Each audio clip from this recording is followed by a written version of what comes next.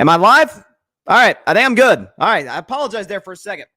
I couldn't hear anything. As long as y'all can hear me, I think I should be good to go. I just want to do a sound check. I see we already got some people in here, so somebody let me know in the comment section if y'all can hear me, because I did not hear my theme song for some very odd reason. But we're live on Carving It Up on Twitter, as well as the Carving It Up YouTube channel and the Grid Network YouTube channel. As always, I'm Bryson Carver. Very excited today. A couple of awesome college football games I'm going to get into in just a second, starting with the game that was watched by 27 million people, Michigan and Alabama. My man Patrick Brown, I knew he'd come through for me. Shout out to you, Patrick. He says, your mic is good now. Thank you very much, buddy. I appreciate you pointing that out, because early, I didn't hear my song. I don't know what was going on. But nonetheless, fun show, getting into both college football playoff games. Also, carving up the context should be a very interesting one, because there is one of the reasons I created Carving Up the Context was to dispel false narratives. And there's an odd narrative going around right now that the only reason the Dallas Cowboys are probably going to win the NFC East on Sunday against the Washington Commanders is because of luck. Stay tuned in about a half hour for me to dispel that, because it isn't just Dallas that I think is getting too much heat. I think we're giving too much credit to Philadelphia. More on that later in the show in about a half hour. And Carving Up the Context. Also, it is Wednesday, and it is our regular season finale of Bryson's Best 10. Very, very excited this week. Some shakeup. Obviously, I don't think there's going to be any surprise at who number one is. I mean, that kind of goes without saying at this point. I admit that openly as a Steelers fan. But tune in, Bryson's Best 10 at the top of the next hour, or 45 minutes, between 45 minutes, top of the next hour. Very, very excited. Bryson's Best 10, Week 18. We are in the final weekend of the regular season, coming up on it anyway. Playoff scenarios, all these. Again, there are teams in my top 10 that may not make the playoffs, which is kind of hard to believe, but that's where we're at this point of the NFL season, and a lot of seeding still to be determined going into Saturday and on Sunday. And at the end of today's show, my man Allen Iverson said that Kobe Bryant is the second greatest player of all time to Michael Jordan, not LeBron James. I love you, AI. You could not be more wrong. I'll tune in for that later on today's show, because it's arguing, and I love Kobe Bryant, but arguing Kobe Bryant is better than LeBron James is one that is not based on fact. Later in the show. But first, the Michigan Wolverines, the Alabama Crimson Tide, it was everything we thought it would be, and then some. And what I loved about the college football playoff this year is not that just the fact that I felt like all four teams had a legitimate shot to win the national title. Because the fact of the matter is, in years past, I can absolutely feel like, or say the last 2 years, with Cincinnati at 4, TCU, how in God's name did TCU get to number 3? Neither of those teams had a shot of winning the title. This year, Michigan could win it, Bama could win it, Texas could win it, Washington could win it. Any of these teams has a shot to go on and win this whole thing. Michigan won this one, as I thought they would, although I thought Alabama would cover. I thought it'd be very, very tight, and it was. But I'm hearing a little bit of chatter about, hey, did the better team win the game? Because Alabama did have a lead with 3 minutes to go. Alabama was able to convert in the red zone when they were able to get down there. In the rare occasions they got down there. Nick Saban, we know, is the greatest head coach of all time. There's no question about that. And Alabama seemed to have a little bit of momentum late in the fourth quarter. What is ironic, but also true, is that it's actually Michigan's flaws that showed me they were the better team. Not defensively, where they were awesome. Jalen Milroe was pressured on 4 of his first 6 dropbacks from the jump. Michigan's defensive line, I felt like this would happen, dominated Alabama's offensive line. There's no surprise there. Michigan's defensive line has dominated a lot of teams this year. Okay, so you have that component. You have Michigan's running game, which was excellent. No surprise there. 130 yards, 4 yards a carry. Blake Corum was excellent in this game. It was the fact that Michigan's special teams was nothing short of atrocious. Listen, we're not going to hold college kids to the standards we would NFL players. Obviously, we talk about the Rams having a bad special teams. We're going to hold them to a higher standard because they're professional athletes, right? But this Michigan Wolverines special teams probably could not have played worse in this game, aside from maybe a missed extra point in regulation or something like that. But guess what? They had 2 muffed punts, one of them that nearly cost them the game at the very end when Michigan got pinned back inside of their own 5-yard line when the game was tied with about under a minute to go. So you had 2 muffed punts, you had a botched extra point, you had a missed field goal, and a missed point after try. And by the way, a play too that remember Alabama's punter, this is in the first half, is kicking one off. and a Michigan player comes in and crashes into him, and they didn't call a running into the kicker, that should have been a penalty and what would have been an automatic first down for Bama. So a play that should have been running into the kicker, a botched extra point, a missed field goal, 2 fumbled punts. And Michigan still won. Michigan still won with a quarterback in J.J. McCarthy that, I'm going to be honest with y'all, I had major questions about coming into this game. I was a little bit worried. Okay, I know he can play in structure. A little bit of a Jimmy Garoppolo syndrome where I know he can play in structure. I know he can work out of the play action. I know he can be good and efficient and not turn the ball over when Blake Corum's running effectively and this Michigan running game is at its peak. But what about when the other team knows you're going to throw? What about that? Well, J.J. McCarthy, if I read the stat right, either 5 for 5 or 6 for 6 on that game-tying drive at the end of regulation, including, and this was a very well-designed play by Jim Harbaugh and by the entire Michigan offensive coaching staff, beautifully designed 4th down play to get the first down. By the way, going for it with 3 minutes to go, going for it, I think 2.5 minutes to go, 3 minutes to go, in their own territory, down 7, 4th and 2. Folks, you don't get this, game's over. And the reason I kind of emphasize that is I was saying watching the game, and I'm not Mr. Conservative when it comes to being armchair coach, but I'm like, I might consider kicking this thing to Bama and playing defense. You got 2.5 minutes to go, all 3 are timeouts. You can very easily get the ball back with another opportunity. And Jim Harbaugh's like, screw it. I've been losing all these bowl games, lost the last 2 semifinal games. I am going for it. I am being aggressive. I am trusting my quarterback, J.J. McCarthy, who made every throw he needed to in that last drive. And by and large, J.J. McCarthy, given the circumstances, we know Bama's secondary is pretty darn good. Couldn't have been much better. 17-27, 221 yards, 3 touchdowns, and a QBR 91.9. So J.J. McCarthy played very, very well. Blake Corum ran in the touchdown in overtime, which ultimately ended up being the game-winning touchdown. And listen, I know a lot of people are talking about that last play call for Alabama, the 4th and goal, where they ran the quarterback keeper with Jalen Milroe. I get the criticism on that. There's one film angle that makes it look like it might have been a busted play because the wide receivers, I don't know if it was a decoy, but the receivers look to be in sort of like a break and slant route. The running back is coming to the left. Maybe it's like a screen. I'm not sure what's going on, but Jalen Milroe obviously bobbled the snap. It wasn't a terribly good game for Bama center, who actually I saw today transferred from Alabama. But ultimately, it was all said and done. The better team won. And by the way, in this game, obviously, we're not talking in general, but in this game, better coach won. Michigan was playing with more energy. Even when they were trailing, we're playing with more energy. Seemed to me more, have a greater sense of urgency in this football game, even in overtime. They executed, and this is one I knew my dad. I'm going to give my dad a lot of props here because he was the one who made this point when we were watching this game. He said, when this game went to overtime, he said, Michigan's going to win this. Because Michigan is great in these short yardage situations, a short field. You know, if you start at the 25-yard line in overtime, even if it goes to a third overtime and it's a 2-point conversion contest, that favors Michigan as well. And we know Bama teams in the past like to, historically at least under Nick Saban, kind of be a ground and pound team. And an argument can be made, Jim Harbaugh beat Nick Saban at what used to be his old game. So Michigan was the better team, and frankly, they've been the best team in college football all season long. The Big Ten was not that good this year. We've seen that as evidence, not just in the regular season with many of the teams struggling aside from 3, including Michigan, but in the bowl games. Ohio State lost to Missouri and scored 3 points. I get without their starting quarterback, but that's not great. Indoors, by the way, you have Penn State, who lost to Ole Miss badly, given the circumstances, badly to Ole Miss and Lane Kiffin. Michigan came in against a team that knocked off Georgia and pushed them around for 60 minutes and change if you include overtime. So hats off to Jim Harbaugh, hats off to Michigan. And before I even transition to Washington and Texas, I will say this. I would, given the sourcing that I've got, I would almost bet my life savings that Jim Harbaugh is going to the NFL next year.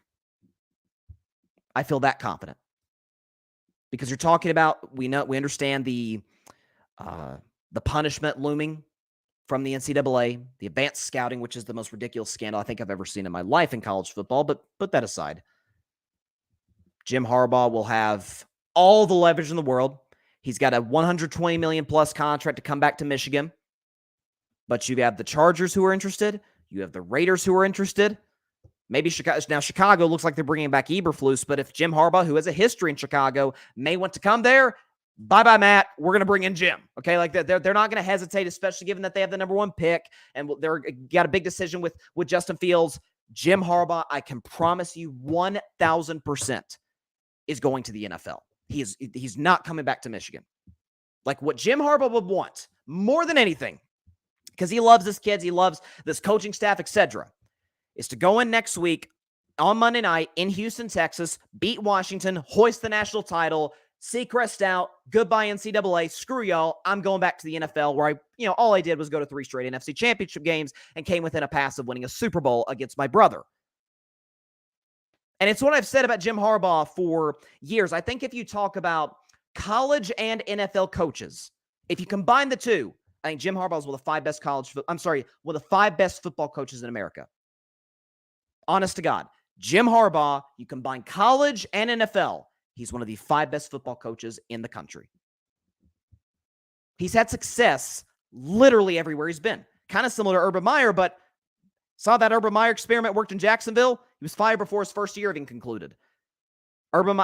Jim was good at San Diego State. He was good at awful Stanford. He was good with the awful 49ers. Took over a team that was irrelevant. Made an NFC title game. Made another NFC title game. Made the Super Bowl. Made another NFC title game and came that close. The Richard Sherman play. Remember that? The Crabtree play? Nearly got to another Super Bowl there. Comes to Michigan. Irrelevant program. Has gotten them to multiple college football playoffs. Has won multiple Big Ten title games. Is on a 3-game winning streak against The Ohio State University. And is a win away from a national title. So, advanced scouting my behind. That's BS. Very happy for Jim Harbaugh, genuinely. All right, Patrick Brown in the comments. Michigan's defensive line had 5 sacks against Alabama's offensive line. And again, 5 sacks, and it's not, and that obviously indicates, hey, they got a lot of pressure. I don't even think that stat, Patrick, even indicates how much they pushed Alabama around that side. I mean, from the jump, it's like, man, they are absolutely bullying these guys. And we're not used to seeing Bama get bullied. Bama's lost. Nick Saban's lost. He rarely gets pushed all over the field, and that's what Michigan did. Patrick, if the center for Bama doesn't have a low snap, the play was designed to swing out to the running back. I tend to agree with you, Patrick. 2 receivers were in front to block, and the play stalled once the snap went low. And Milroe kind of panicked, and obviously he picked up the snap. He understands the sense of urgency. He's got to try and make a play, but they're at the 3-yard line. Michigan's collapsing inside. Like there's nothing's going to happen there. But I tend to agree with you, Patrick. Milroe had to bail, and Michigan had to get the stop inside the red zone, or got the stop inside the red zone, 100%. And that was, again, and I'm about to get into Texas, Washington in just a second. This is what I loved, is not just that you had 4 teams that could win the national title. It's that you had 2 very, very, very different styles of football games. We knew Alabama, Michigan was going to be, now it's 27-20. I'm not going to make it out like it was the Ice Bowl in the 60s, but it was a relatively low scoring relative to what we're used to in college football, especially with great teams, great offenses. We knew it was going to be a physical, drag-out game that ultimately, at least I felt, Michigan was going to get the upper hand because they're more talented. They're used to playing these games. And that's one thing, too, about Michigan is that, and it's why I feel they're the best team in the country, even over, we saw what Georgia did to FSU, Georgia being number 1 all season long until the playoff, is there's something to be said. I talk often like the best teams can beat you multiple different ways. But there's something to be said that, especially when you're undefeated, and basically every single win looks the same. Now, in this game, they had to rely on J.J. McCarthy with J.J. McCarthy's arm more than they did against Penn State, for example, when he only threw 8 passes. But by and large, you watch a Michigan football game coached by Jim Harbaugh, you kind of know what you're going to get. There's something to be said about that. You know what you're going to get, and I anticipate you'll get more of the same. Win or lose, you'll get more of the same against Washington on Monday. And as for the Washington-Texas game, which came after in the Sugar Bowl, it was the exact opposite. It was, not say it wasn't physical at all. It was. It's football. You know, as my buddy Ryan Flowers says about the safety of the game, you can only make a cigarette, but so healthy. Same can be said about football in terms of its physicality. But Washington, Texas, these are 2 great offenses. One awesome quarterback I'm going to get to in just a second, and one very good quarterback at Texas, Quinn Ewers. 2 excellent head coaches, one and Kalen DeBoer I favor over Steve Sarkisian. Good players defensively, great wide receivers for both sides. And ultimately, albeit by the skin of their teeth. It was Washington who came out with the W 37-31 over the Texas Longhorns. And this, I have been on this for months. Listen, we all know Caleb Williams we all know Caleb Williams is by, I don't want to say by a mile, but by a pretty sizable margin, he's the best quarterback talent in this draft. It's not even close. Joel Klatt on Fox Sports said, I remember when I was watching USC play Colorado, Deion Sanders and all that, and Joel Klatt said he's the only quarterback prospect I've ever evaluated where there literally isn't a hole, and he's great at everything. He's mobile, big, strong arm, accurate, outside the pocket, inside the pocket, can make all the throws, good decision maker. He's got everything you want in the book. So Caleb's going to be the number one pick, whether it's by the Bears, whether somebody trades with Chicago, which I think would be a mistake for the Bears. Somebody's going to take him number one. And with the second pick, assuming the team with the second pick doesn't need a quarterback, that's currently Washington. They need a quarterback. You take Michael Penix Jr. That's no disrespect to Drake May, who most draft evaluators have as the second best QB. That's not a slight to Jaden Daniels or to Bo Nix or any of these guys. All five are more than competent, more than capable first-round picks, more than deserving. This is your second best quarterback. This is a guy who has been compared to because obviously we know that the left-hand comparisons to Tua, but basically folks have said he's Tua but with a stronger arm. I'll go a step further. I think he is a left-handed Joe Burrow with a better arm, just not quite as accurate. Burrow, the one thing, like the big thing with Joe Burrow is, my Lord, he's accurate. And still is in the NFL. That's translated extremely well, and that translates well regardless of whatever your upside may or may not be. Michael Penix is spectacular. Against Texas, a defense that's had been up and down this season, but by and large has played well when they've had to. 430 yards passing, 2 touchdowns, 29 of 38, by the way, completion. So he was excellent in that department, and a QBR of 97.7. So he was absolute money all night long. Now, I'm hearing folks say two things, and actually we discussed this on the 8 o'clock spot last night in the Grid Network when I was hosting, and a topic of discussion in terms of skepticism surrounding Michael Penix Jr. is twofold. Number one is the fact that he has 2 unbelievable receivers with him. Amazing with the Washington Huskies. Fair, but I could argue the exact same with Joe Burrow. He had this guy, maybe you've heard of him, Jamar Chase. He had this other guy, maybe you've heard of him, Justin Jefferson. Pretty good. Joe Burrow had both of those guys for an LSU team in 2019 that I maintain is the greatest college football team of all time. And the second sort of component that people are concerned about with Michael Penix Jr. isn't terribly mobile. Well, he's mobile enough. He can rush if he absolutely has to. We saw that with C.J. Stroud. Nobody looked at C.J. Stroud as exactly Lamar Jackson in college. How great was C.J. Stroud with his legs against Georgia? How great was Joe Burrow with his legs again in the college football playoff? I remember even that regular season against Alabama, Joe Burrow was money with his legs. I think about somebody like Trevor Lawrence, who had a 70, 80-yard touchdown run against Ohio State in a playoff game. We don't view Trevor as crazy mobile. We don't view Justin Herbert as, Justin Fields in terms of mobility. If memory serves me correctly, I think he might have led Oregon in rushing against Wisconsin in Oregon's bowl game that year before he declared for the draft. Now, Michael Penix Jr., as rush yards this season, I'm pretty sure I've got this accurate. Michael Penix Jr.'s stats are by no means whatsoever going to blow you away in terms of running the football. He's only got 13 yards running this year, so that's not great. 3 touchdowns though on the season. So mobility isn't going to blow you out of the water. And I've always said, I think in today's NFL, unless you are a deadly accurate passer, I mean, like Joe Burrow good, I don't think you could be immobile. Like Jared Goff has had a great year, has had a pretty darn solid career to this point. He's far from a bust. I don't think he lived up to being the number 1 pick. The Rams did trade him after all. He's far from a bust. But when the pocket collapses a little bit, he's not near as effective, nor is any quarterback, but especially a guy who can't move. So I understand that concern with Penix, but I've seen him move in and outside the pocket at times. It's not going to reflect in his rushing stats, but he can make all the throws in the book. He's got the strong arm, he's got the accuracy, and he's got the size. I say, why not? We've seen, at least at the college level, and this doesn't always translate, but we have seen at the college level, is the fact the Pac-12 is probably the toughest conference in the sport this year. The now dead Pac-12, at least after Washington plays their National title game on Monday night. Faced all the Giants. He beat Oregon twice. He beat USC. He beat Utah. Now, some of that is a great coach in Kalen DeBoer, who is one of the 5 best coaches in college football, has built an unbelievable program with Washington. But if he were to go to the Washington Commanders, who have the second pick in this draft, who knows? Maybe they promote Eric Bieniemy to be their head coach. Offensive mind. We saw him and Mahomes had a pretty good relationship for many, many years in Kansas City. He has weapons like Dotson and McLaurin. Good running game. Michael Penix Jr. ends up with a roster with, at least B- skill position players, worst case scenario, in a decent offensive line. This could be a very effective quarterback, and you can build your roster around him accordingly.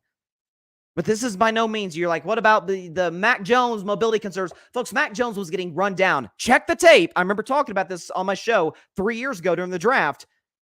Mac Jones was getting run down by defensive tackles. Not defensive tackles, the big guys. So, this isn't the same situation with Michael Penix Jr. So, I think he's mobile enough to be successful. He's very, very accurate. He's got a monster arm. He can make every throw in the book. He just carved up one of the more impressive defenses in college football, at least among great teams. This kid's really special, man. I love everything. And I think Drake May has the potential stylistically to be the next Justin Herbert. I mean, not just the fact he wears number 10, like his mechanics look like Herbert. He might throw similarly to Herbert. I think May is going to be awesome. I'm not trying to throw shade on him or Jaden Daniels, who I'd love if my Steelers took, or Bo Nix. This kid's got it all. Well, what about the age? Burrow was old. How'd that work out? I don't think age is like the worst thing ever. Okay? I don't think it is. My man Philip, mark my words, Caleb Williams will be slightly better than Kyler Murray in the NFL. He is Kyler 2.0, but he is taller and bigger. Well, first of all, especially given the way, and I've been a Kyler skeptic, by the way, given the way Kyler's played this year, I don't think that's exactly he's a bust. Now, given the expectations, given the fact that many people think he is one of the next great quarterback talents coming out of a draft, we talk about Elway, we talk about Peyton Manning, we talk about Andrew Luck and Trevor Lawrence. He's in that class. Again, everything on the table. And I hear, what about his maturity? What about he's crying in his mama's arms? Well, it tells me he cares about the game. How many quarterbacks, be honest with yourself, how many quarterbacks have we seen be kind of, okay.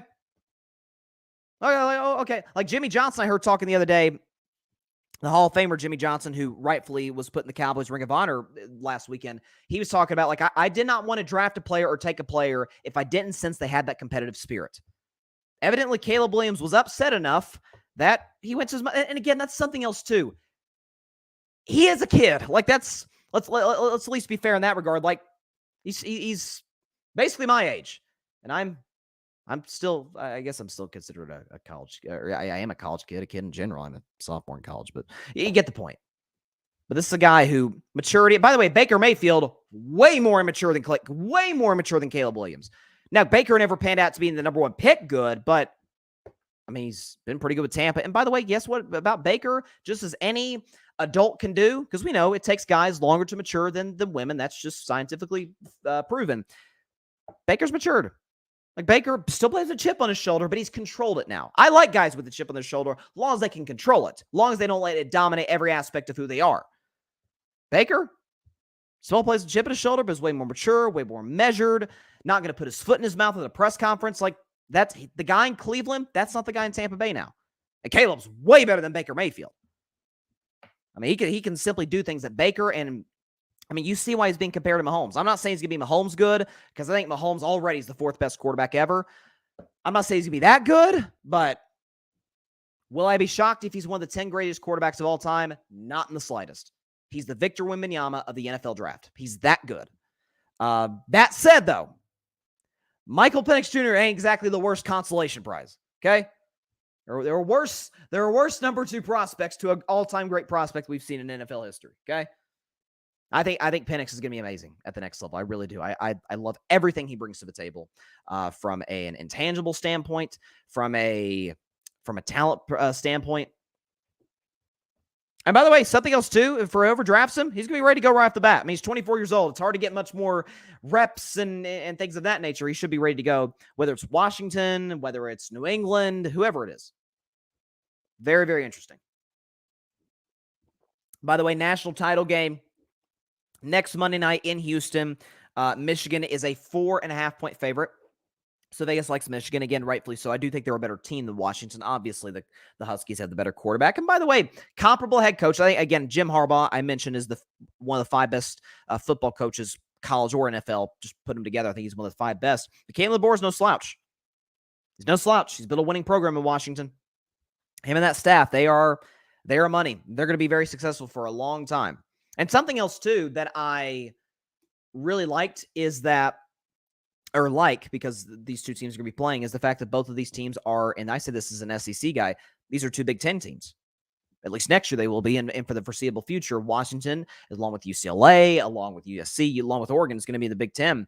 And this is kind of what I said, and you're going to get a great preview of this on Monday night. Like this is like the best case scenario. The Big Ten is just over the moon right now. This is what you're going to see moving forward is, by the way, Michigan. Guess who Michigan has there in their schedule next year? Obviously, Ohio State, Washington, and Texas. And this has been the issue with college football for a very long time. Not that many great games, let's be honest. Listen, the NFL trumps college football for many reasons. The product's better, the coaching's better, all that. But one thing that the NFL trumped college football on, I mean, and it wasn't even close, was, man, every week in the NFL, there's at least one game you got to see. Like, you got to see this one. College, it's every couple of weeks. If it gets really dry, every 3 weeks. I mean, count in your hand this season the number of games you're like, okay, I have to exclude your favorite team. I have to get in front of a TV and see this game. This is playoff altering. Obviously, Michigan, Ohio State, Bama, Georgia, and the SEC title game. But again, that's a conference championship game that has massive, massive stakes. There's not many. Florida State, LSU, probably all the way back in week 1, I would say. LSU, Bama, maybe, I guess, just because LSU beat them the year before. Like, there's not that many games this season that were just huge games for the college football season. Next year, everywhere. We know how great the SEC is already with Bama, Georgia, Tennessee. How about, by the way, I think I got his name right. How about Nico Iamaleava? I think I got it right. Iamaleava. I've been practicing like crazy the last few days. I just want to mention this, okay? Because Tennessee beat Iowa in the Citrus Bowl, the Cheez-It Bowl as it's become known, the Cheez-It Citrus Bowl. Nico Iamaleava. See, now I butchered it. Nico. Let's just leave it at that. Well, I'm going to get better. I said it right before. I still got to practice more. Nico, listen, numbers look fine. 12 of 19, 151 yards, a touchdown, QBR of 80. But he ran for 3 touchdowns on the day on 27 yards total. And I got to say, seeing Josh Heupel, head coach of the Vols, open up the playbook a little bit more for Nico in the same sense that he did for Hendon Hooker in 2022, I'm just saying, looked pretty good. Looked really good. You know, the Vols might be making some noise in 2024. You never know. I'm just throwing that out there. You know, he had to kind of shut off the playbook a little bit with Joe Milton. That's no disrespect to Joe because he gave his all for Tennessee, and that's all you can ask for as a Vols fan. But, man, this kid, number 1 high school quarterback in the country, I'll tell you right now, watch out for those Vols in 2024. I'm just leaving that out there. Thank you so much for mentioning this, Patrick. I almost forgot. FSU still threw shade at Alabama for losing. The pettiness of my team never ends. Shaking my head. I almost forgot that, Patrick. And this has been an all college football show for the first half hour. We're about to get into some NFL in just a second. Not after this, though. Let me pull this up because I want to make sure I get this right. Because Florida State players were tweeting during the Bama Michigan game. And we all were. I was live tweeting it. We all were. It was a very entertaining football game. If I can just pull this up because it was absolutely rich. Here we go. One player, after Alabama lost to Michigan, and we know there was a controversy between Bama and Michigan, one player says, they ain't deserve that bleep. Jerrion Jones, this other player. Difference between earned and given. DeMarcus Walker. This is why Bama shouldn't have been in it. Jordan Travis put the little emoji, the emoji where the face is like melting. Jordan Travis actually happened to delete that tweet. And Tyler Keltner, who I believe is the kicker for Florida State, his was the best. Pretty poetic, if you ask me. Hashtag Go Noles. In the words of the great Stephen A. Smith, the temerity, the unmitigated gall of the Florida State Seminoles. Have you no shame? Have you no self-awareness? You just got beat by 60. What are we doing? You're acting like you should have been. Man, you couldn't beat a team that didn't get in it. Come on, man. Have just a little bit of self-awareness. Bama, as we all kind of knew they would, whether you thought they'd win or not, competed with Michigan, and it literally came down to the last play. Even if Michigan had dominated Alabama, won by 30, 40 points, you lost by 60. Again, if FSU beat Georgia, shocked the world, beat Georgia, and Alabama got throttled by Michigan, you probably have a case now. But this, oh my God, this victim cry. Listen, I know I'm not making myself a whole lot of allies in Tallahassee, but this is clown stuff. This is clownish behavior by Florida State players and by the coach through all this. I mean, it's hilarious. It's absolutely hilarious. Unbelievable. I mean, oh, Lord. Patrick Brown, not to mention we got the quarterback from Oregon State in the transfer portal to come down and play for Coach Mike Norvell. Yes, DJ Uiagalelei, who was at Clemson, who was at Oregon State and had a very good season at Oregon State. He was kind of disappointing at Clemson, played very well with the Beavers, Oregon State Beavers, I think, and then comes to Florida State. So that's a great gift for Florida State. And look, they're going to have a great shot to make the playoff next year because they're probably the best team in the ACC in 2024. It's a 12-team playoff, so Florida State's not going to have anything to cry and moan about next year, assumingly.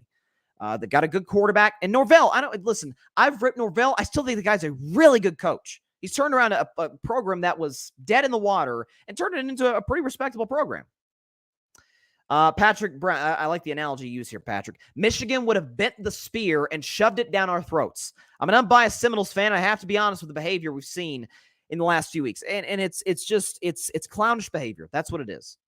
I'm not calling these kids clowns. It's clownish behavior. To lose by 6, I mean, it is hilarious.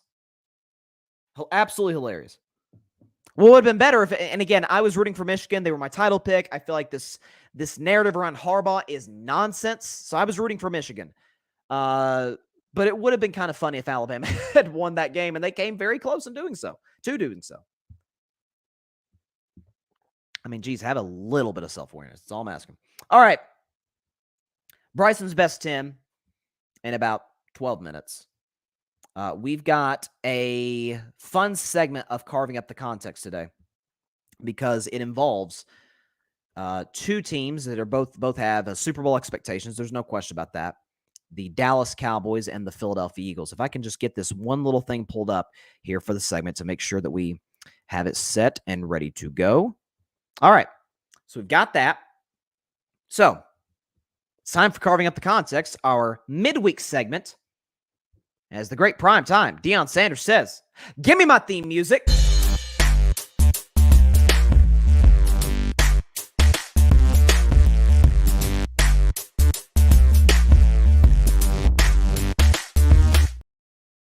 On this week's edition of Carving Up the Context, I still can't hear the music through my earbuds. Maybe it's my earbuds. I don't know. But on this week's edition of Carving Up the Context, this is a perfect segment or a perfect topic for this segment because in many ways it's why I created it in general. Because of the simple fact that you have sometimes some narratives floating around that need to be dispelled because they're simply not true. So I've heard, I'm not going to name any names. They're pretty easy to find. I've heard many pundits, many people of whom I have great regard and great respect for in the national media that have peddled this notion. It's been the topic on some debate shows. The Dallas Cowboys is that if the Dallas Cowboys win on Sunday, beat the Washington Commanders, the 4-win Washington Commanders, I might add, who the Cowboys beat by 5 touchdowns on Thanksgiving last time they met.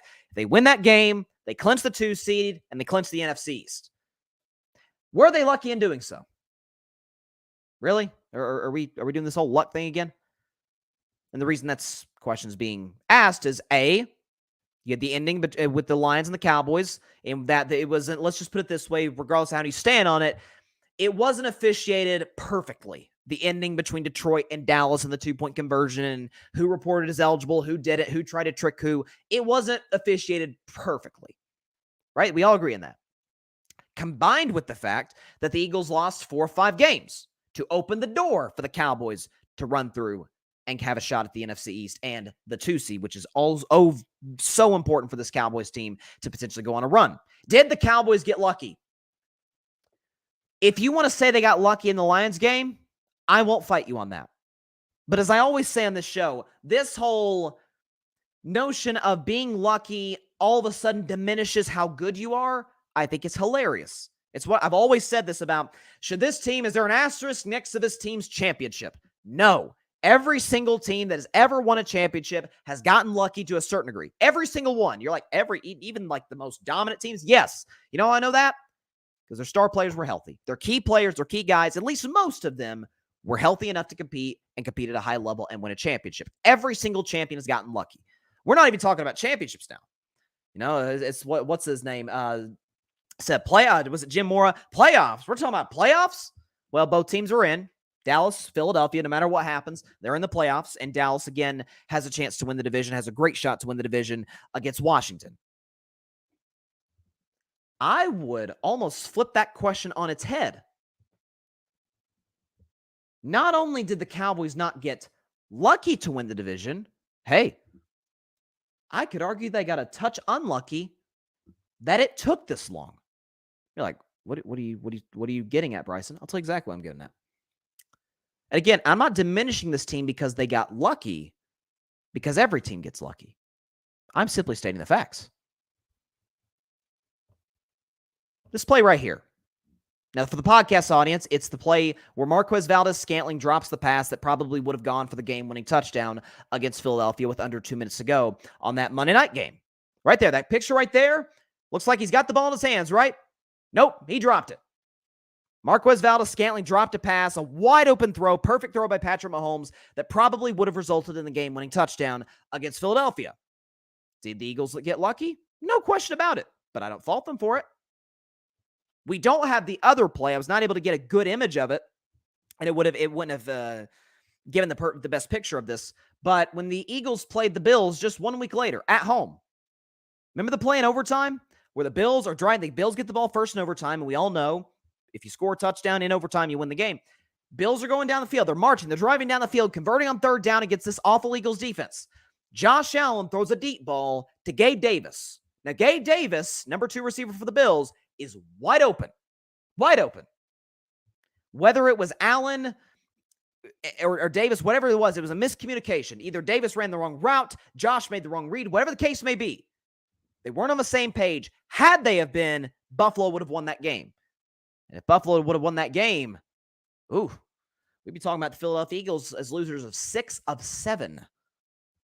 And a potential to, I don't think the Eagles would have missed the playoffs at that point, but they would have been at least on the ropes.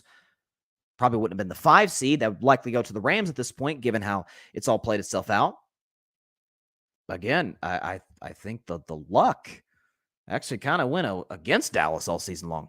Heck, you could even say when the Eagles played the Cowboys the first go-around, if Schoonmaker, the tight end for Dallas, is literally, and I'm not exaggerating here, folks, literally inches, 2 inches away, closer to the goal line, that's a touchdown for Dallas that they did not score otherwise.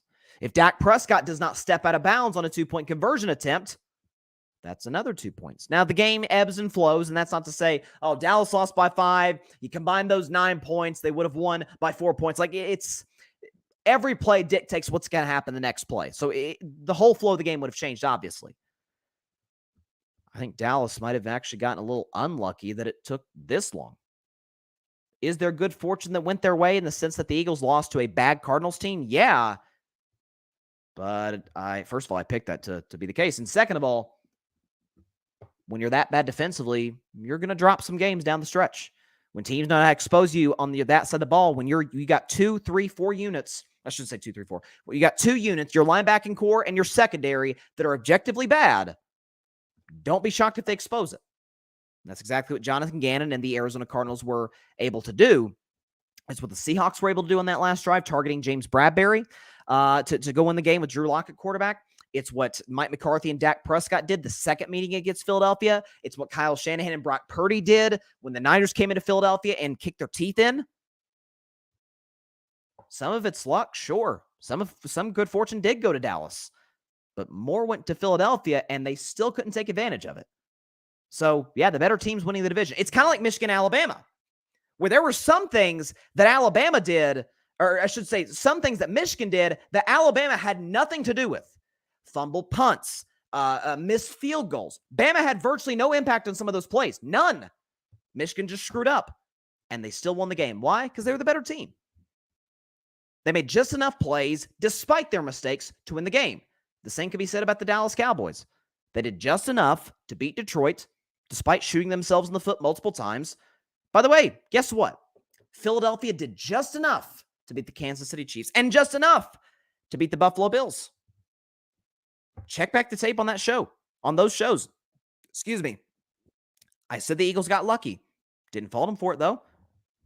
Plenty of teams get lucky wins in the NFL. And in sports, it happens. There's 272 games. Somebody's going to get lucky at some point or another, even the best teams. I don't fault the Eagles for that. But I'm also not going to turn around and fault the Cowboys for it.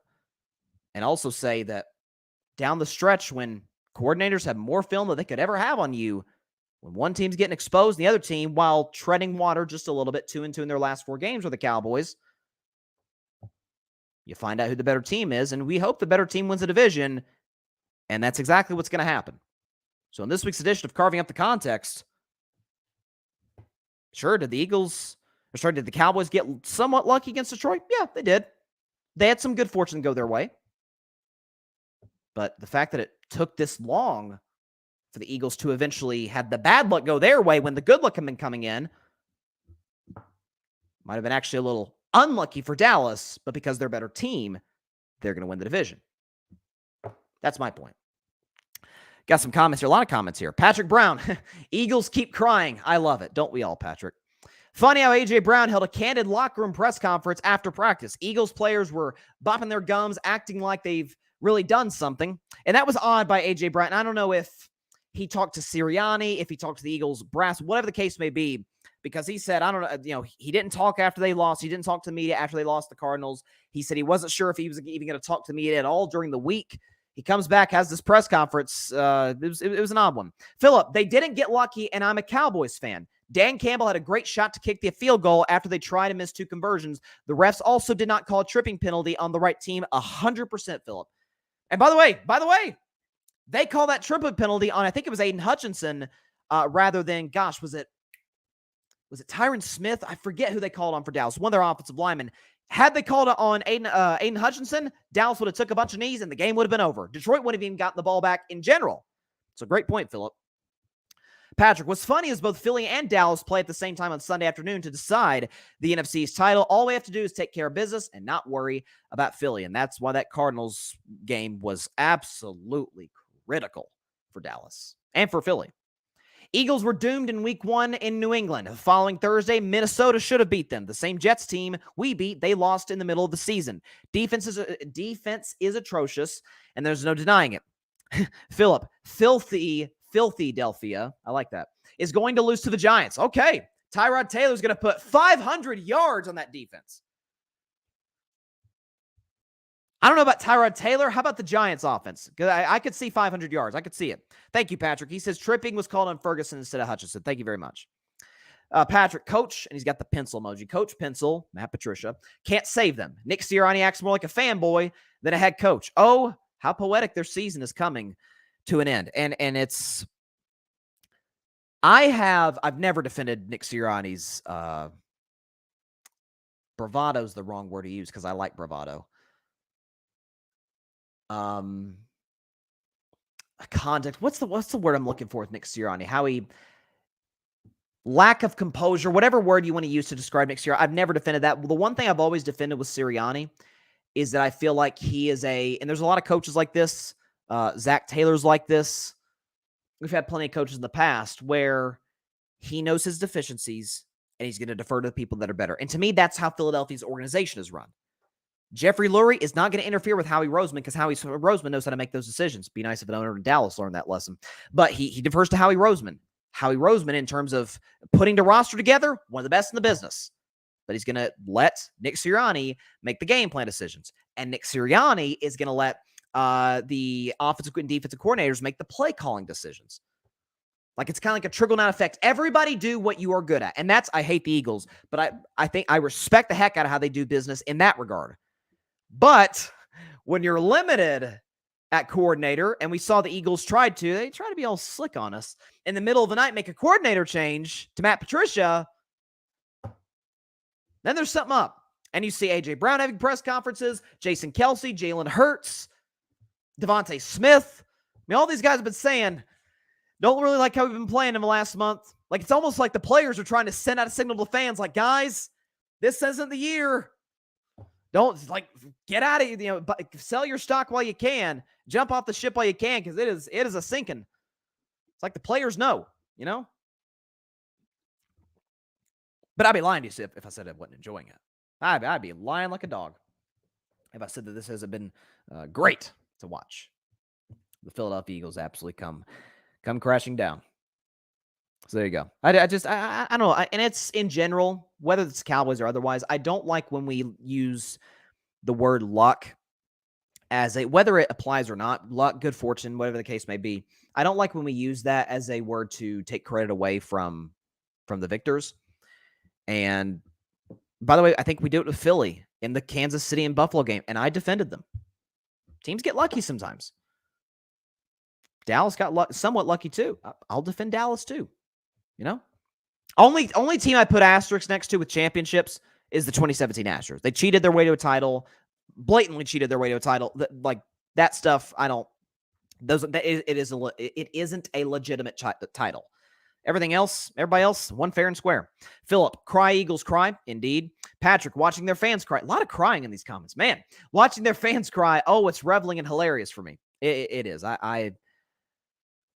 I think I've yet to have a positive interaction with an Eagles fan in terms of they say some, I'm not gonna lie, they say some very mean things to me on the internet. It's just, I can barely get through the night. It hurts me that bad. All right. Now, one of my favorite segments to do every week, I just did one carving out the context. The next Bryson's Best 10 is, we're going into week 18 of the NFL season. There's a lot at stake. There's a lot of malign playoff positioning, playoff seeding. There's a chance that a couple of these teams on my list, on Bryson's Best 10, may actually miss the playoffs. That's how crazy and congested that this thing is going to be.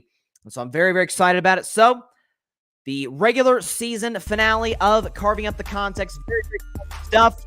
For Bryson's Best 10.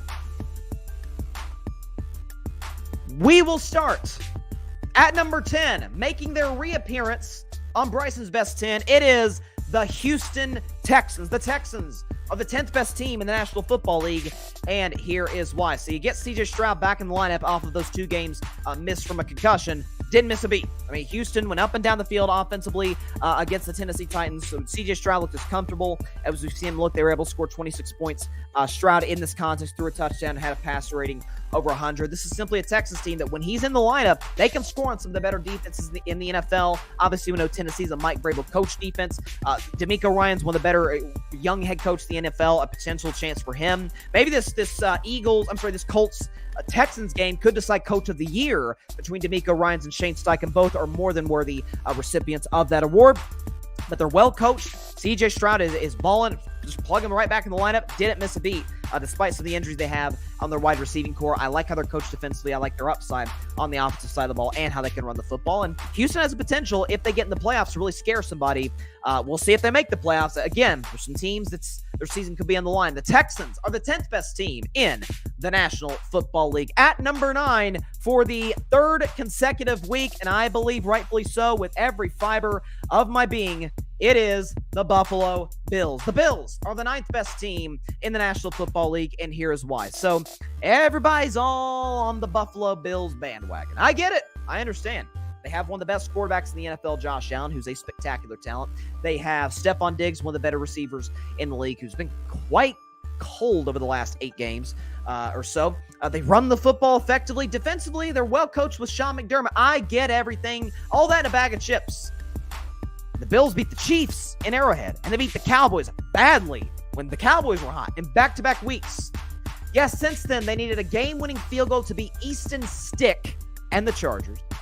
And a week after that, we're in a dogfight despite Bailey Zappi throwing not 1, not 2, 3 first-half picks. And that was a game midway through the fourth quarter. It's a one-score game midway through the fourth quarter. Josh Allen, I love Josh Allen so much, man. He's amazing. He can't help himself with some of these reckless plays. That is going to doom this Buffalo Bills team, whether it's this weekend against Miami, whether it's in the postseason. It will plague this team in the end when it's all said and done. I do like what Buffalo has offensively. I like the fact that they've run the football effectively in this wing streak.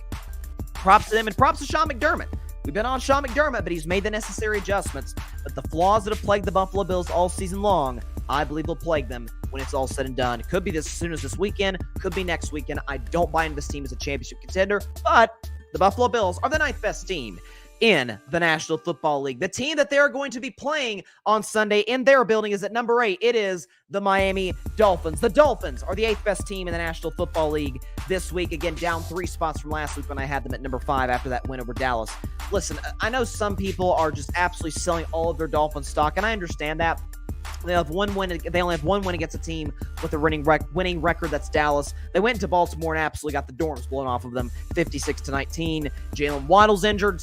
We'll see if he comes back this week. They were dealt a brutal blow with Bradley Chubb going down for the season with an ACL tear. It just sucks for him because he was having such a great year. So prayers for a speedy recovery for Bradley Chubb. But you got Tua Tagovailoa, you got this Tyreek Hill, and Jalen Waddle and Raheem Mostert offense. My rule for teams that get humiliated, great teams essentially, and I believe the Dolphins are that, is that if they get humiliated on national television, a lot of times they're a great bet to cover very next week, if not win straight up. And the Miami Dolphins are home dogs to the Buffalo Bills. We'll see how they respond. But Tua's had the best season of his career. Tyreek is having a marvelous year. By the way, prayers to Tyreek and his family. I know they're dealing with a crisis with their house, so shout out to them and prayers for them. But the Dolphins, I like what they have defensively. I think they'll bounce back in a big way. Listen, Baltimore blows out a lot of teams, okay? So the Dolphins were the latest victim of that. The Dolphins are the 8th best team in the National Football League. At number 7, up a spot from last week.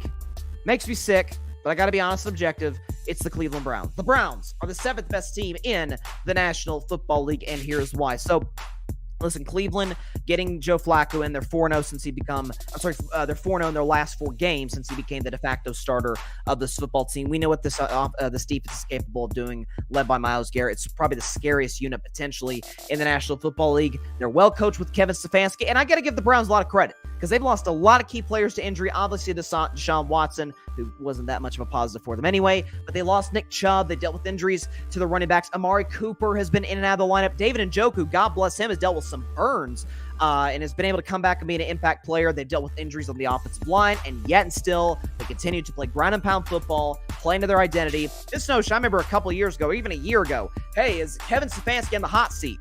I'm like, if he is, then disband the Browns organization because they don't know what they're doing. Because this guy is one of the better offensive coaches in all of football. The defense for Cleveland, coached by Jim Schwartz, who's one of the better defensive minds in all of football. They're clicking. They're rolling right now. I swear to you, they would be higher on my list if they had an elite quarterback or even a very good quarterback. I get Flacco's putting up elite numbers. He's top 5 in virtually every statistical category in the span that he took over for the Browns. But there's a reason he was on the street. I should say on the street. There's a reason he was on his couch before December. I understand that. I feel like he's going to come back to earth and turn into a pumpkin sooner rather than later, which is why I don't totally believe in the Browns as Super Bowl contenders, but I love that defense, love their offensive playmakers. The Browns are the 7th best team in the National Football League. At number 6 for the second week in a row, it is the Los Angeles Rams. The Rams are the 6th best team in the National Football League, and here is why. So the Rams, I've been saying it over the last 2 months, they have been arguably the best team in the NFL in that span.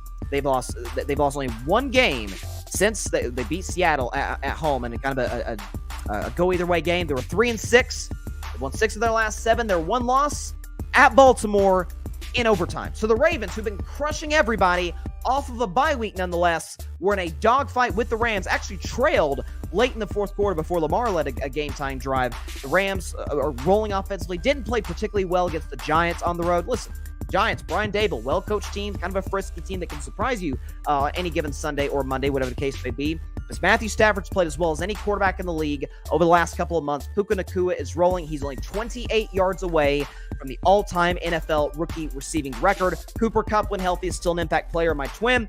Aaron Donald, they've got a good linebacking core as well. Kyron Williams has had one of the better rookie running back seasons we've seen in some time. This Rams team is the absolute, if you're a division champion, if you're Dallas, if you're Detroit, that's the last team you want to see in the first round of the playoffs, given their championship experience, given the fact that they have an elite quarterback, coach, 2 elite receivers, I believe, and an elite defensive player, or 2. This is a scary Rams team you don't want to see in the long run. The Rams are the 6th best team in the National Football League. At number 5, only coming down a spot from a week ago, it is the Detroit Lions. The Lions are the 5th best team in the National Football League, and here's why. So, listen, I'm not going to butt Detroit down too much after losing on the road in Dallas. They've come closer than anybody this season to beating the Cowboys on the road. Listen, Dallas averages 37 points a game at home, or 8-0 at home. Detroit walked in their building and came potentially, arguably, I don't totally subscribe to this, but arguably an officiating breakaway, rather, from winning that game in Arlington, Texas against the Cowboys. Jared Goff had a down game, and we understand, I said this earlier in the show, that Jared Goff is kind of a limited quarterback when under pressure because of his immobility. The good news is, because Detroit has such a great offensive line, that doesn't happen very often.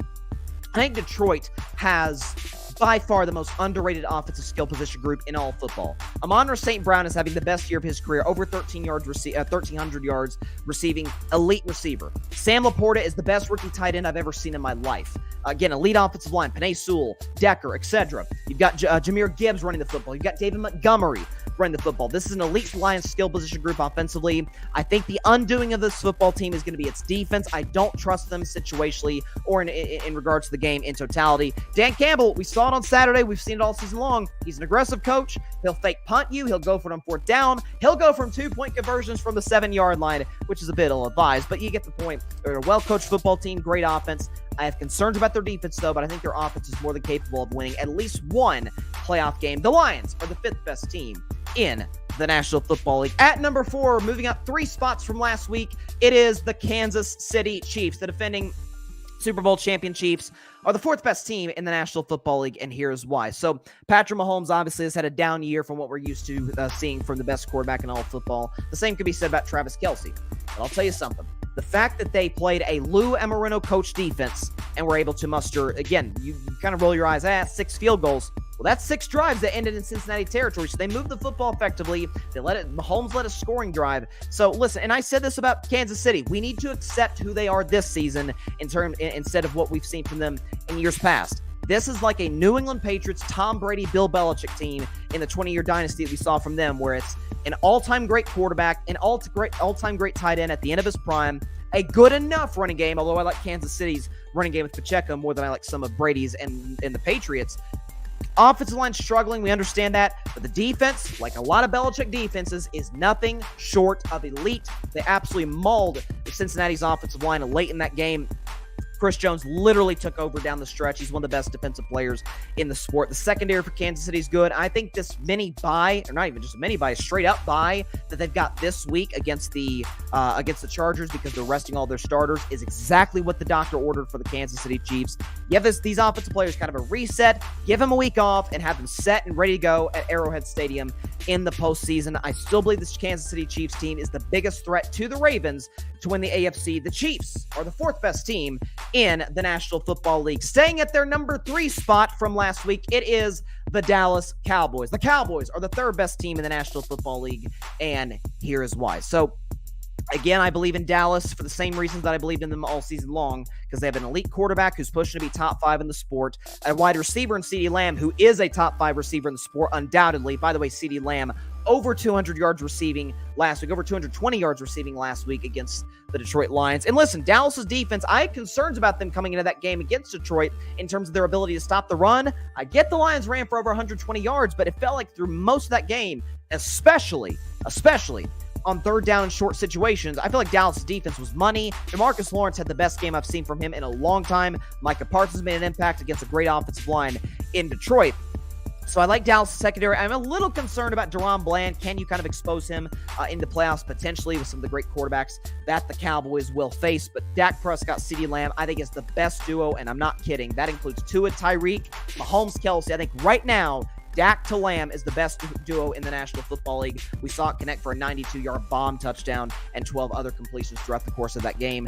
I don't think Dallas can run the football terribly effectively, and I have questions about Mike McCarthy in late-game situations. But then I think they have a great quarterback having the best year of his career, a great receiver having the best year of his career, and a defense that any given Sunday is more than capable of dominating a football game. Again, they held one of the best offenses in football to 19 points. There's something to be said about that. The Cowboys are the third best team in the National Football League. Retaining their spot at number 2, it is the San Francisco 49ers. The Niners are the second best team in the NFL, and here is why. So Brock Purdy, this Niners offense really needed a good reset against the Washington Commanders' terrible defense last week, so hats off to them for getting the job done. This Niners defense is about as loaded as they come.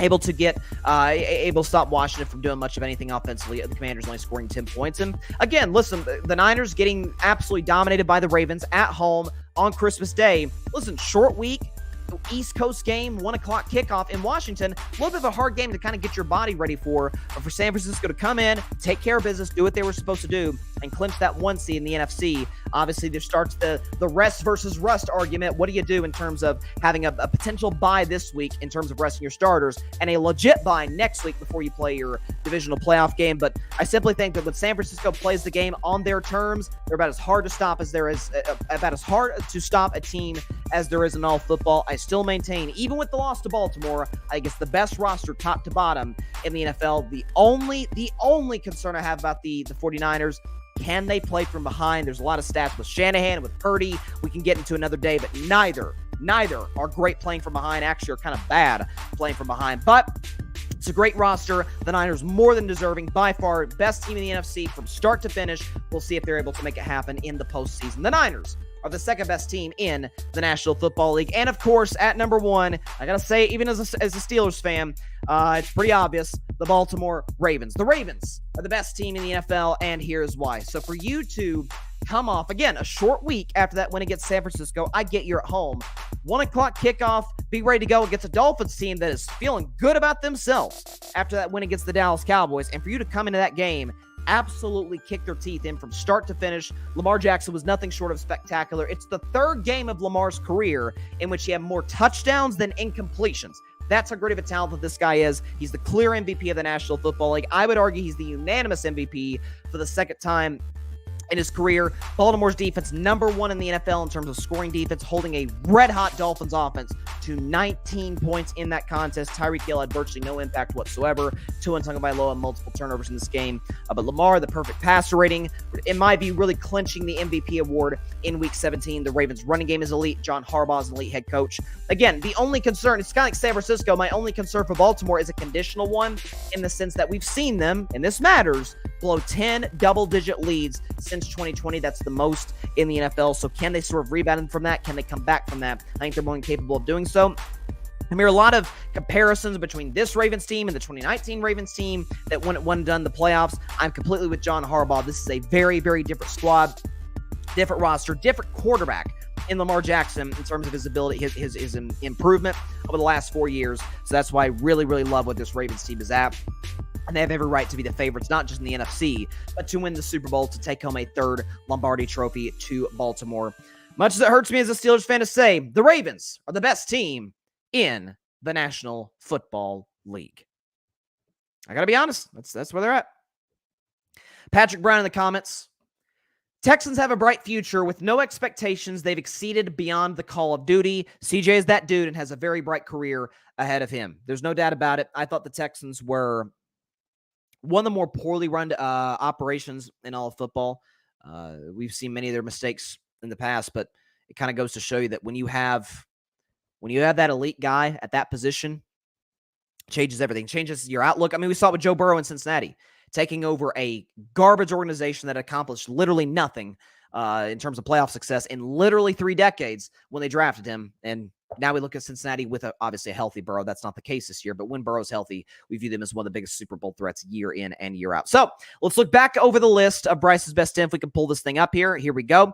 From 1 to 10, there's the graphic right there for the YouTube and Twitter audience. For those listening, 1 to 10, number 1 to 10, I've got the Ravens, 49ers, Cowboys, Chiefs, Lions, Rams, Browns, Dolphins, Bills, and rounding at the top 10 is the Houston Texans. Believe it or not, I actually considered the Green Bay Packers for that spot, that number 9 spot, as much as that may shock you guys with the Cheesehead Ozzie thing and everything. But listen, Jordan Love has played about as well as any quarterback in football this year. I mean, he's third in the NFL in touchdown passes. Like, listen, it's one thing about me. I can have a strong opinion on somebody or something, but if I'm proven wrong, and thus far I kind of have been, I'm willing to admit it. And this is a Packers team that's a win away from the playoffs. I did not think that they would come all that close to making the playoffs, and give props to them. Now, and again, the reason I put Houston in over Green Bay is I do still like Stroud over Jordan Love, and I certainly, this was kind of the deciding factor for me, is I like D'Amico Ryans more than Matt LaFleur, and I definitely like this Houston defense over that Packers defense. Will Anderson, to me, should be the defensive rookie of the year. He's proven that over the course of the season. I believe he has 7 sacks on the year and more pressures than that, no question. I think Green Bay's defense is going to, and Green Bay's defense and their youth is going to be kind of what does them in this year during the playoffs. But props for it too. Green Bay has taken care of business. There's no doubt about that.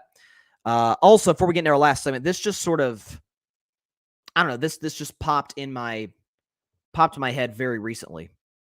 Is, speaking of Green Bay, you know, the Packers, who I didn't think would be very good this year, are literally 1 win away from making the playoffs. Literally, if they win, they're in, after missing last year. And Mike McCarthy is about to lead the Cowboys to their 3rd straight 12-win season and their 2nd divisional title in that span, and have about as good of a chance as anybody in the conference to make the Super Bowl. The Packers are rolling, and Mike McCarthy having maybe the best year of his coaching career. And meanwhile, Aaron Rodgers is accusing late-night show hosts of being involved with deceased criminals. Just a thought. Just throwing that out there. You know, just strange. You know, we were dancing on the grave of the Packers. I certainly was. And we thought Mike McCarthy was a bad head coach, and they're both doing pretty well. And Aaron's Jets, a roster he essentially constructed, not doing so well, and Aaron is off promoting his conspiracy theories. Hey, one thing about Aaron, you know what you're getting from a consistency standpoint. You know what you're getting there. Yikes. That's man, I'll tell you what, man. Pat McAfee's having to do some legit damage control. You know what I mean? I would say, and I love McAfee. I love McAfee. I would say I feel kind of bad for him, but then again, it is his idea to have Aaron on the show, so that's all those components come in as well.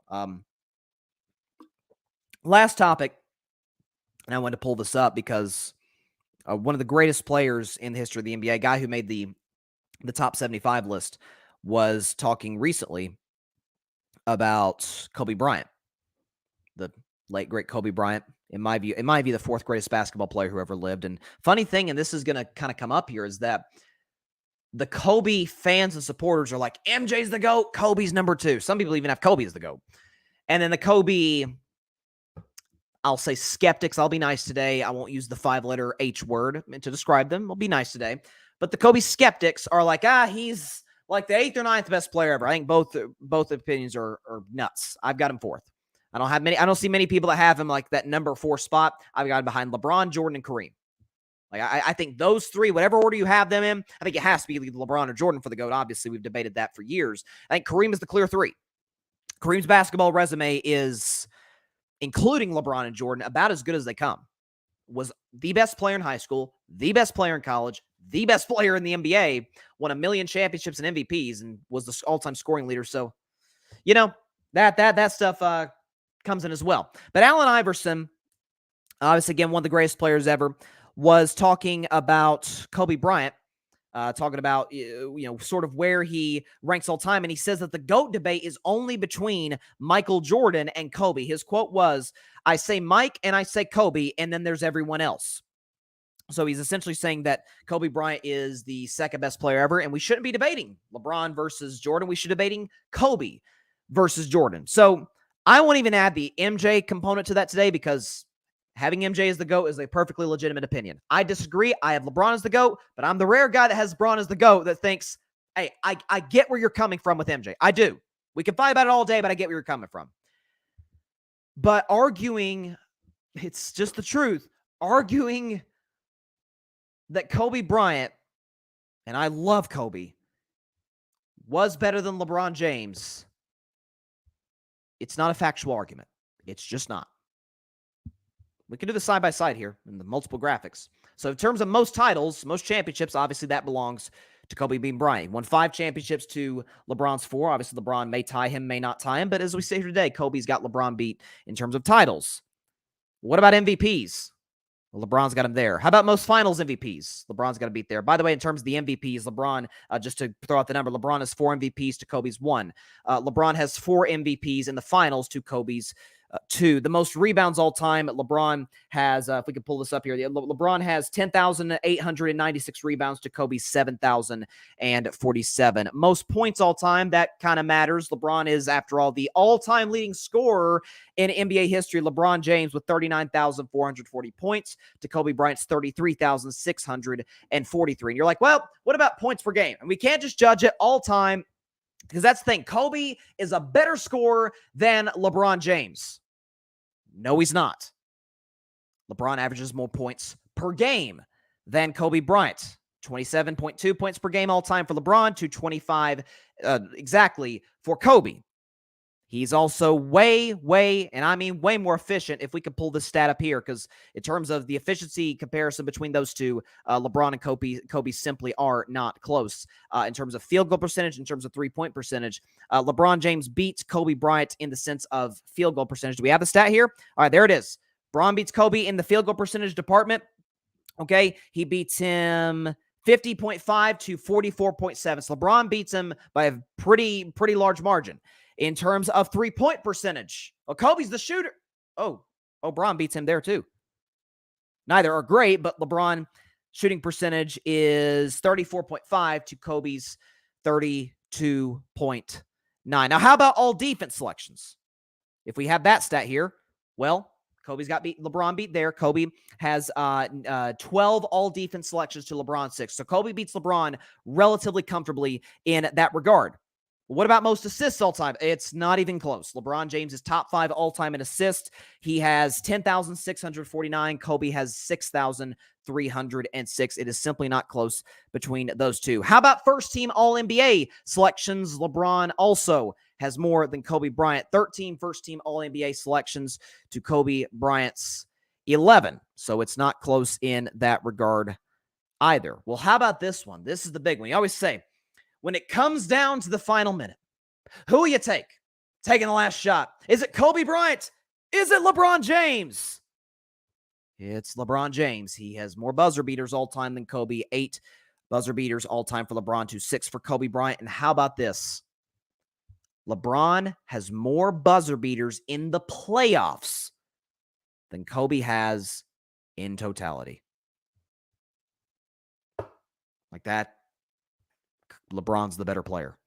LeBron's a better scorer, passer, rebounder. Now, Kobe's got him defensively. I can't lie with the numbers. Kobe's got 12 all defense selections. LeBron's got 6. Like this, can't argue with that. LeBron's, by the way, I didn't even mention this. More all-star selections.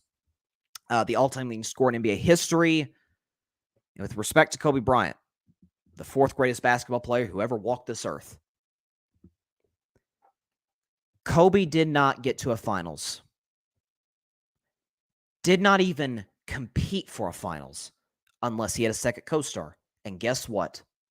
Just about every star, every player that's ever played in the NBA, you can say that exact same sentence about. Basically all of them. Magic needed Kareem. Kareem needed Oscar and Magic. MJ needed Pippen and Rodman at the second half, or the second aspect, or the second part of that dynasty. Bird needed Kevin McHale. Tim Duncan needed Tony Parker or Manu Ginobili or briefly David Robinson. Shaq needed Kobe. Kobe needed Shaq. Bill Russell needed all those Hall of Fame teammates he had around him in Boston. Hakeem Olajuwon needed Clyde Drexler. We can keep going on and on if we want to do this. Steph Curry needed Kevin Durant and Klay Thompson. LeBron, you know what he needs? A date and time to be there. And a basketball and a hoop. And 4 other guys on the floor with him. Because that's what he's done twice. 07. Who was the second best player on that Cavs team? You just throw out a name. Was it Anderson Varejao? Was it Zydrunas Ilgauskas? Took that team to the finals in his 4th year at age 23. LeBron James also in 2018 in year 15 took a Cavs team that had an old Kevin Love, George Hill, and J.R. Smith and Jeff Green to within 4 wins away from a championship. When similar casts like that were around Kobe, with all due respect to Kobe, they never came even remotely close to competing for a championship in any single one of those years. A host of first-round exits. Now, should we hold that against Kobe relative to other players in NBA history? Absolutely not. I don't believe we should. But if we're comparing him to a guy that I believe is the greatest player ever and who is objectively at least number 2, love you, AI. You could not be more wrong on this. Kobe beats LeBron in terms of the major accomplishments or statistical categories in terms of all defense selections and championships. You know, give LeBron Shaquille O'Neal in his prime. I'm going to go out on a limb and say he probably wins a couple. That's not to diminish Kobe. But comparing him to LeBron James, who's taken crappy teams to the finals, who when you give him any sort of a superstar next to him, Dwayne Wade, Kyrie Irving, Anthony Davis, he immediately wins. Within 2 years, he gets his championship. Or multiple, like he did in Miami. Kobe Bryant, like all other superstars who ever played this game, needs another co-star. LeBron needs a date, time to be there, a basketball, a hoop, and 4 other teammates. That's the difference. Love Kobe. Always have, always will. I've been a Kobe Bryant. I hate the Lakers. Always loved Kobe. He's not LeBron James. He's just not. Like this is an argument that if you take Kobe over LeBron, you are completely ignoring facts and objectivity. That's the name of the game. That's you know what I hate about these discussions too is that we feel like we almost have to diminish a guy. We feel like we have to diminish, or at least like people who talk about LeBron feel like they have to diminish Kobe, and like you really don't want to do that because he's so great. You know, I did this a few weeks ago when Shaq said that Steph Curry is in the GOAT discussion. I'm like, I'm the biggest Steph Curry fan on the planet. He's not in the GOAT discussion. He is not LeBron. He's not MJ. He's not Kareem. To me, the highest Steph can get is 4. I think he can actually pass Kobe at some point because there's a point in time Steph may beat Kobe in championships. He's already gotten him beaten in MVPs. And the impact of the game is certainly far greater than what Kobe's was. I think that's the highest Steph can get. I've got him 6 right now. I think another championship or MVP, he surpasses Magic unequivocally. Couple championships, we may have to start having that discussion if he beats Kobe Bryant in that regard. Because he's already got him in MVPs. As far as Kareem, LeBron, and MJ, forget about it. He can't touch those guys. Because really, I'm not sure anybody can touch them. I mean, if Wemby does something, I don't know. But, yeah. I don't know. And I love AI. AI is one of the realest dudes out there. We've always known that about him. And I think it would be a great interview. Rachel Nichols did a great interview with him the other day. But, nah, AI tripping on this one. He's tripping. Maybe he's still got, like, PTSD from the finals back in the day.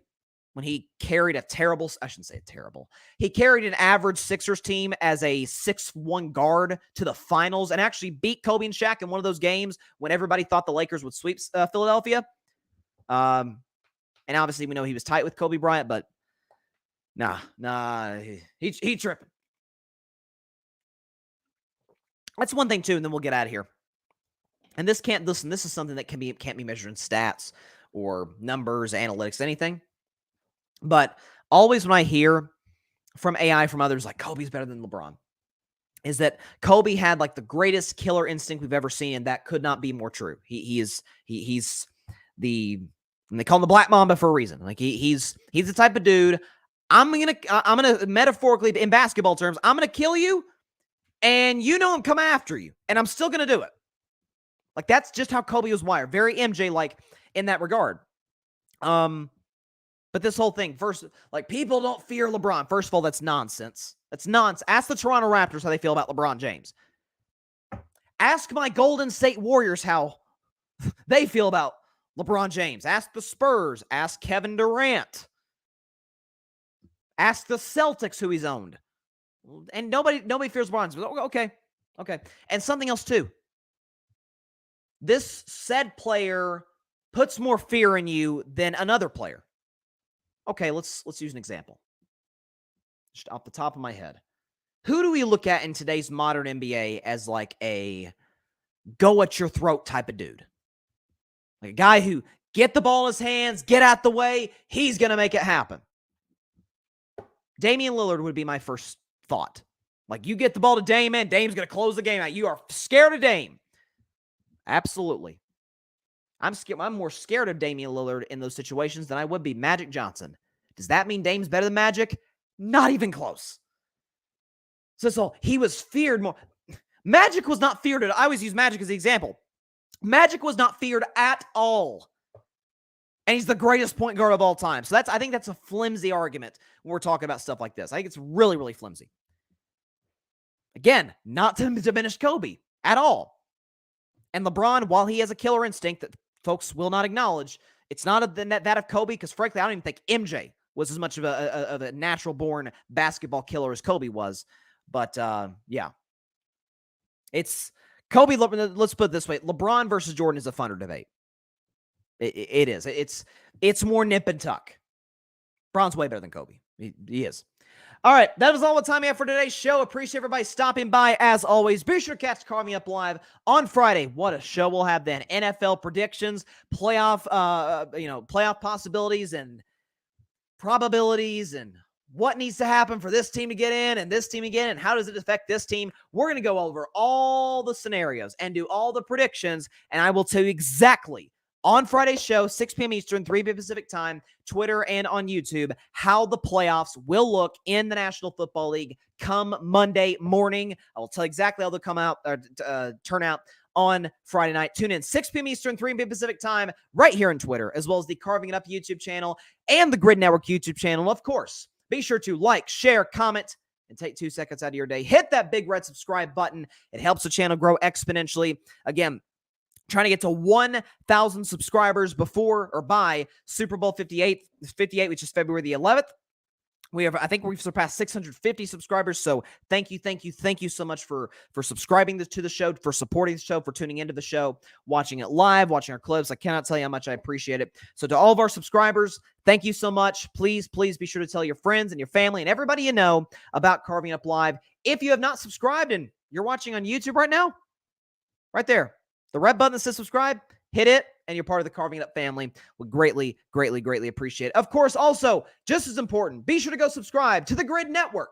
That is GRYD, the Grid Podcast Network, right here on YouTube, as well as any and everywhere you get your favorite podcast, be it Apple Podcasts, Spotify, iHeartRadio, Google Podcast, any and everywhere you get your favorite podcast. You can find my show, Carving It Up, as well as our other awesome content creators on the network, as well as the Grid Network website, where my man Patrick Brown, who you've seen in the comments today, writes some great pieces, some great articles for the website. So check his stuff out on the Grid Network website. Check our stuff out on terms of the audio clips, my stuff, as well as the other content creators on Spotify, iHeartRadio, Apple, everywhere else, anywhere you listen to your podcast. Fun show today. College football, NFL, NBA. It was a good old-fashioned early January show. Very excited for Friday. A lot of NFL playoff talk. It is going to be an absolute blast, and I cannot wait for it. Stay safe out there, everybody. Be sure to take care of your physical as well as your mental health. And, of course, please be sure to contact your local state representatives and senators to demand change for gun violence here in America. It is a problem we have got to address. Very passionate about this. Okay, Friday, 6 p.m. Eastern, 3 p.m. Pacific time. See y'all there. Be a fun NFL-loaded show. Stay safe out there. God bless you all. Peace out. Packers and McCarthy doing pretty good, Aaron. Thanks so much for watching the show on YouTube, and be sure to go click that big red subscribe button and check out the other clips and full shows from Carving It Up Live, as well as our other incredible content creators here on the Grid Network.